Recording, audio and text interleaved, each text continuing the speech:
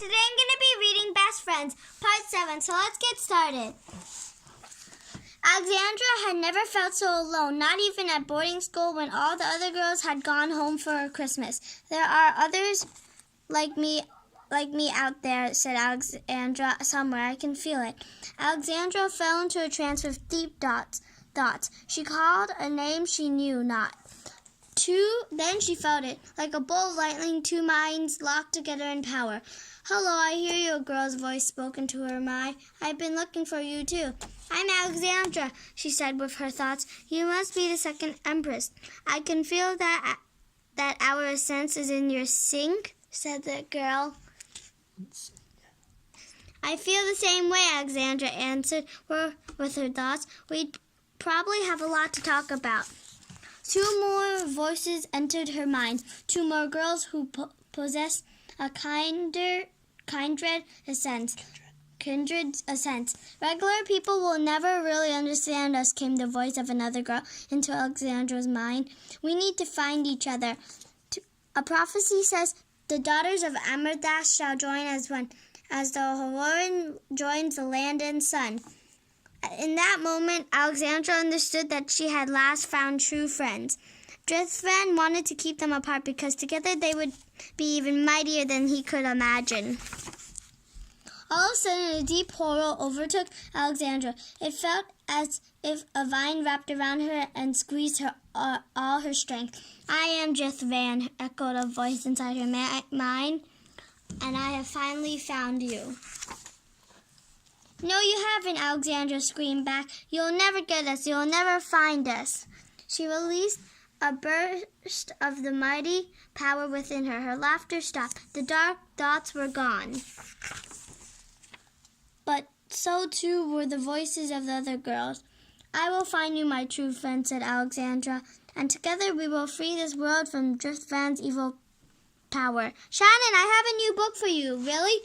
Will this junior high librarian give me books she thinks I'll like too? Will the junior high even have a library? I remember how much you liked the other Robin McNeely book, so I set the new one aside for you as soon as we got it in. Wait, is Robin McNeely still alive?" "Uh-huh, and writing new books. I guess I thought authors only existed long ago and far away. I hadn't thought of authors as real people, like me." "Wow, the main character is a redhead. Sorry, oops. You read a lot, don't you?" "I guess, yeah, I used to like reading too. But my big sister says by high school everyone grows out of it. All the rules for girls seem to say I should care what boys thought about me, and I should try to be the kind of girl that boys would like. But everyone grows out of liking to read? That doesn't sound right. Besides, the girl in the book didn't care what boys thought about her. She mostly just wanted to ride horses and fight dragons." "Bring Shannon!" Mrs. Granger had her baby, so Mrs. Rolls was going to be our next teacher for the rest of the year. "Your paper on Mexico was really good. You write such lovely imagery." "Thanks. I'm writing a book too." "What kind of fantasy?" "Wow, well, I'd love to read what you have." "Really? Really, really? Really, really?" "Mrs. Rose, it is all my own work. I swear I didn't copy any of it." "Well, you should be very proud. Keep writing." "I will. I want to be a writer when I grow up." "The evidence would suggest that you are already a writer." "Oh, I am a writer. I'm so glad you came to our class. I don't think Mrs. Granger liked me very much. I expected her to say, 'I'm sure she did,' just to be nice, or maybe, 'Well, what did you do to make her not like you?' Like some adults might, but instead maybe not. But if she didn't, that's not your fault. Some teachers and some students just aren't a good fit for each other." "Oh, okay.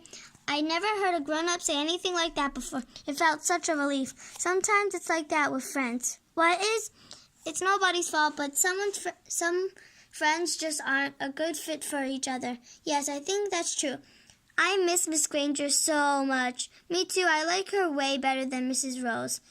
Really? Don't you like Mrs. Granger better too? Danger minefield. I don't know. Oh my gosh, do you love that new Whitney Houston song? It's so good. What do you think about it, Shannon? Honestly, I don't know what you're talking about, and trying to keep up with everything is exhausting. Okay. For an end of the year celebration, we took a field trip on a steam train. Hey, Sean, can I sit here? Sure. Ladies and gentlemen, presenting the hottest new rock and roll band, Sparkly Butt, and our newest member, Sean. Hey, Boyle, come on and sing along. Woo, yeah, woo. That was so great, Aaron. Yeah, Sparkly Butt is going to be huge. Yeah, Sparkly Butt, and everything you did. I should have spoken up about Sean a long time ago. I should have been braver. Maybe somebody felt bad for Sean too. Maybe we were all just too scared to say anything. There's no more room, but I rode up in Jen's van. Well, sorry, all the seats are taken now. Jane's mom has room in her car. Can I ride back with you? Sure, climb in. Big time, sledgehammer. Sorry you had to ride with Jane. She's kind of weird, yeah. No, actually, she's not weird. I mean, she is, but so is everyone else. I mean, we're all weird, sort of, aren't we? Okay, we were these best friends, right, for me. They were popular, and they liked me sometimes, but I didn't feel right with the group. But I wasn't sure I could trust my roller coaster feelings. Maybe friendship was supposed to be like this? During the summer, I worked in the school library again. This year, Jenny was there too. Do you remember in 3rd grade when that poetry guy visited our class? Oh yeah, that was great. You said something about a poem, and he said you're very observant. Huh? I don't remember. I do. I raised my hand and answered the next question. I wanted to tell him that I was observant, but he didn't. Is that part of the reason why you never liked me? I don't know. I guess I could understand that. There were a lot of things I didn't know. I didn't know why Jenny was the way she was. I didn't know why Jen was the way she was either. Or if Jen noticed how everyone went along with whatever she said. I didn't know how Audrine and I have been best friends for so many years and then just not click anymore. I didn't know why I sometimes couldn't get worries or scary thoughts out of my head. Was everyone like that? I didn't know if everyone felt like the weirder in their family or if I was the only one. I didn't know if I was pretty or not, if boys liked me or not, or if any of that even mattered. I didn't know if junior high would be good or better or awful or scary. Ring. And I definitely didn't know if I would really, truly grow up to be a writer. Hello? I got it in the mail. Come over to Nicole's. Okay. So these are the required classes where I have to take one of each. English, health, math, social studies, and PE. And these are the electives. We get 2 electives, like any class we want, and just get to choose. And oh my gosh, there's a drama class? Plays, acting, theater. Let's take Glee for our first elective. Yeah. And home ec for our second. Not drama? Drama? Nah. And if we all put in for English and English 7 and Algebra 1, that means we'll have at least 3 classes together. Plus, we'll be on the same lunch. Yeah. But it says that Honors English has a unit on creative writing, and that class gets to help make a literary magazines. Sounds like it have a lot of homework. Don't you want to do drama, acting and stuff like the games we used to play? And with the creative writing, we could keep writing stories. Remember that book we wrote together in 4th grade? That was mostly you. Yeah, in 5th, Shannon tried to get me to write a book with her too. Ooh, if we're all in Glee home Ec, English 7, and Algebra 1. The only health left is third period. So that's 5 classes together. Plus, there's a good chance we'd all be in the same PE and social studies. This is going to be amazing. If I signed up for honors English and drama, I probably wouldn't have any classes with them. The thought of studying junior high without any friends in my classes felt like Glee is going to be so fun. Remember that song we learned at camp? Making new friends, but to keep the old. One is silver and the other is gold. Let's go around. Make new friends, but keep the old. Make new friends, but one is silver and make new friends, but keep the old. Make new friends, but make new friends. They invited the whole modeling agency to the party. I guess so there would be lots of pretty girls. Weird. Yeah, that's LA. Weird. I danced with a movie star, but you probably wouldn't know who he is. But that's so cool. I guess he was a jerk.